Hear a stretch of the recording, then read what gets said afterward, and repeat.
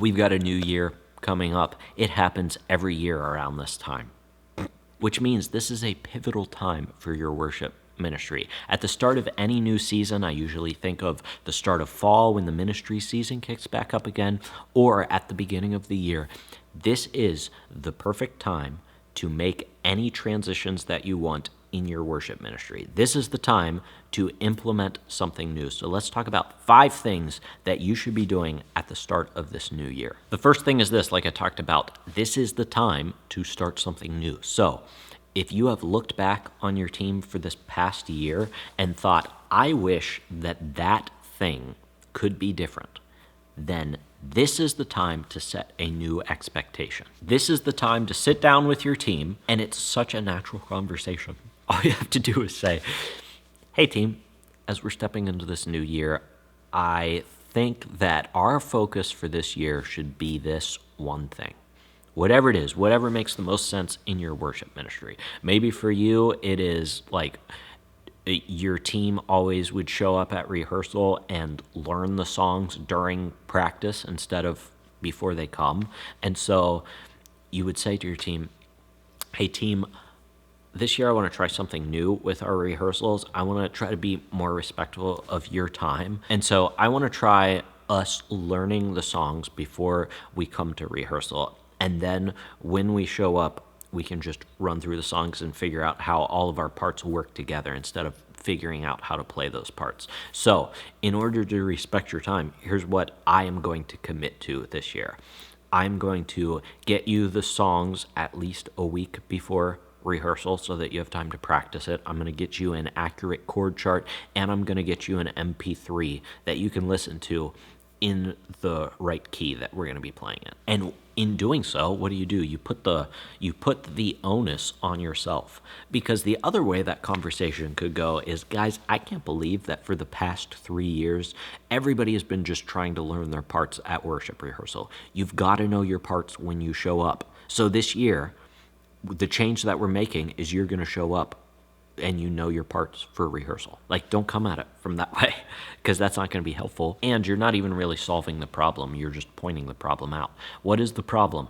The problem is they're not prepared, but probably because they don't have the resources that they need. So you say, in order to respect your time, and really the entire team's time, I'm going to give you all the resources that you need ahead of time, and then the expectation is that you show up to worship rehearsal with your part learned, and we can go from there. And that means that this conversation is not just reactionary. It's not like, I noticed this for the past 5 weeks, and now I need to address it out of anger, which sometimes there's place for that, not necessarily out of anger, but sometimes we are responsive in our conversations. But this is just such a natural time. If you've been putting off any sort of new expectation for your team, now is the time to make the change, because people are all set up to make a new change at the beginning of the new year. So do it now. Think, what do I want to be different in my worship ministry this year? What are the tangible steps that I need to take to prepare my team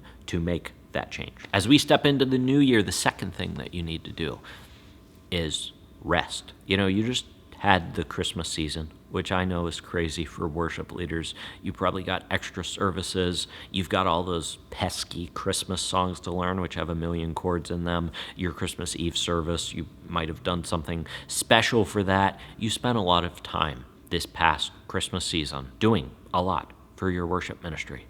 So it's okay to take a step back, take a day off, take a week off maybe, take a Sunday off, whatever it is, and just rest and say, you know what? There are seasons in worship ministry. Some seasons we push hard and we go, and sometimes in order for us to be able to operate in those seasons of go, I got to step back for a moment and take a breather, catch my breath, so that when it's time to run again really hard, I can do that and I don't burn out. So I just want to give you permission at the beginning of this year. It's okay to take a Sunday off. Schedule it in the month of January. I'm not going to be around in January for one of these weeks. And I guarantee you that nothing will fall apart at your church. You are important, but you aren't that important. God wants to use you, but he doesn't need you. So just take a deep breath. There are other people in your church who can serve, And if they aren't, guess what? Somebody in your church will figure things out to allow you to take a week off. So take a deep breath. Don't beat yourself up for not being as productive as you were the past month because you had a lot to get ready for in the month of December, and now it might feel like you don't have as much to do. That's just the ebb and flow of the ministry season.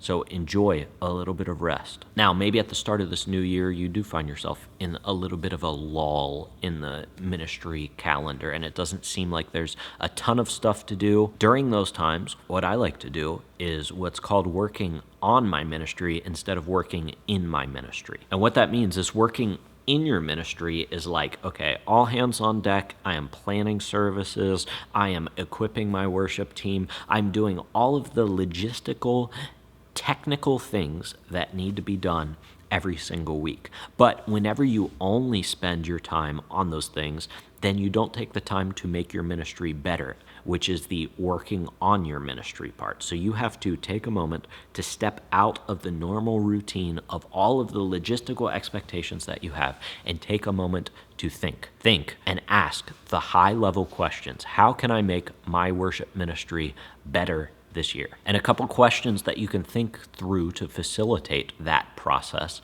is to think, what is one system that I can create that will help me in the busy seasons to come? One of those systems could be how you're going to get new members onto your worship team. A lot of people have not figured that out yet, and so when the time comes, they're running around trying to figure out, what do I do?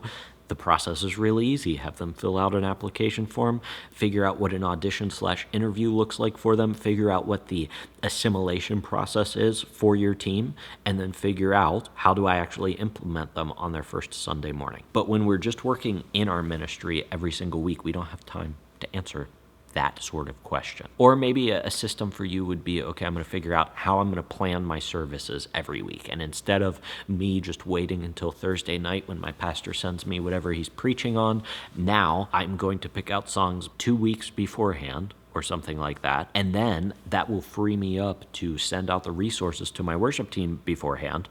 And then they will have the resources that they need. And then they can be prepared when they come to practice. But right now I've just been sending them the songs the night before rehearsal, and then we learn the songs at rehearsal. But actually creating a system around, okay, here's how I'm going to plan my service, whether I have the topic from my pastor or not, that will free you up when the busy season hits again because you've already got a system in place. Another question you could ask is, what is one job that I could delegate to someone else? What is one thing that I currently do that I can teach someone else how to do? Maybe for you, it's creating lyric slides for your worship songs. Maybe for you, it is maybe you print out worship chord sheets for your worship team, and somebody else can do that at the church, and they would probably enjoy that much more than you do, and that would save you 15-20 minutes of your time every single week.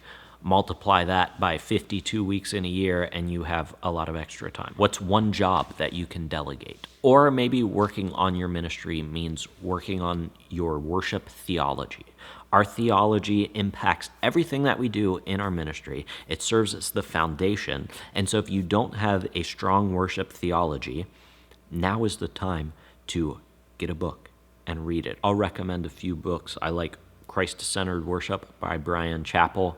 I've been reading The Presence of God by Ryan Lister, which I think is a really important conversation for worship these days because people are always talking about the presence of God, but we don't really understand what it means. Or if you want a really tangible book, really short, and you only have time to read a little bit, check out Corporate Worship by Matt Merker. And those books can help you understand why we worship, why we do what we do, or it helps you understand about the presence of God, or just ask yourself one question about worship and think, do I know the answer to this question? If I don't know the answer to this question, I need to find the answer to this question, so I'm going to find a relevant book or podcast or YouTube video or whatever on the subject, and I'm going to study the subject. That is how theology is done.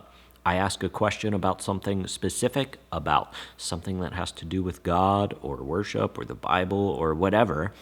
and then I go find the answer. Work on your ministry, not just in your ministry. The fourth thing you can do, this one's super practical, is to ask these 3 questions to your worship team at your next worship rehearsal. The first worship rehearsal of the year, sit down with your team during your devotional time and ask these 3 questions. First question is, what can we celebrate from this past year? This gives your team a chance to look back on the previous year and celebrate what God did in and through your worship ministry. It gives them a chance to reflect and think, okay, you know what?